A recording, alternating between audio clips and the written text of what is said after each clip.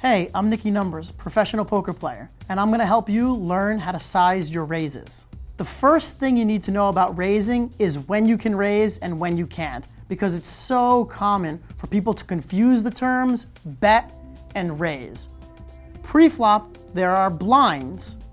Say in this example, the blinds are 25-50.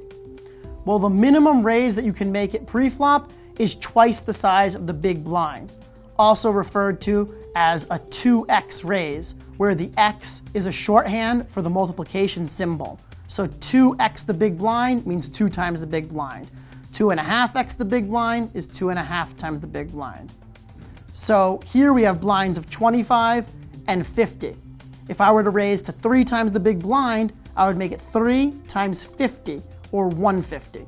A standard raise pre-flop is anywhere from 2 big blinds all the way up to like 10 big blinds, depending on the game. However, it's very common to see raises of 2 big blinds, 2.5 big blinds, even 2 1/4 big blind, or 3 big blinds, or 4 big blinds. Those are the amounts you're going to see the overwhelming majority of the time. The key is that when you're raising pre-flop, that you stick with an amount and you stay with it. So if I'm going to raise to 125 pre-flop, which is 2.5 times the big blind, then I'm going to raise 2.5 times the big blind consistently. That way, I don't give my opponents any information.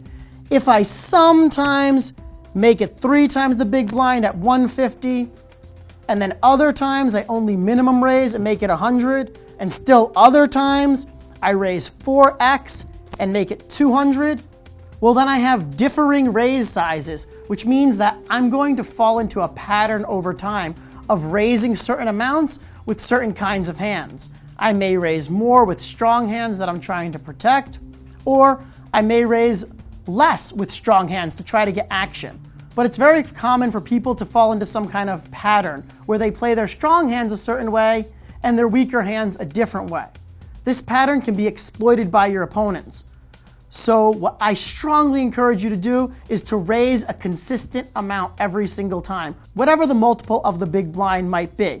On the flop, turn, and river, it works a little bit differently because there are no blinds, which are forced bets.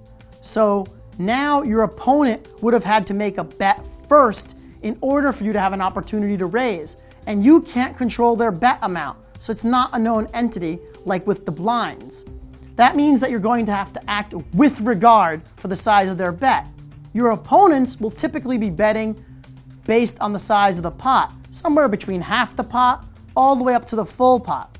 And when you raise them, I strongly suggest you raise 3 times whatever their previous total wager was. So let's say you have a pot with 475 in it, and your opponent makes a bet, and let's say they bet 300. Well, if they bet 300, raising 3 times that amount would be 3 times 300, or 900. So if I was going to raise this 300, I would make it 900.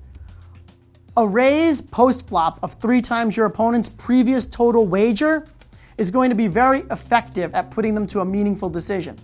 Sometimes there may be situations where you're raising more, and there may be situations where you're raising less as far as a multiple of their bet. The key is that you're consistent, so that you prevent your opponents from obtaining information from you about your hand based on the way you bet or raise.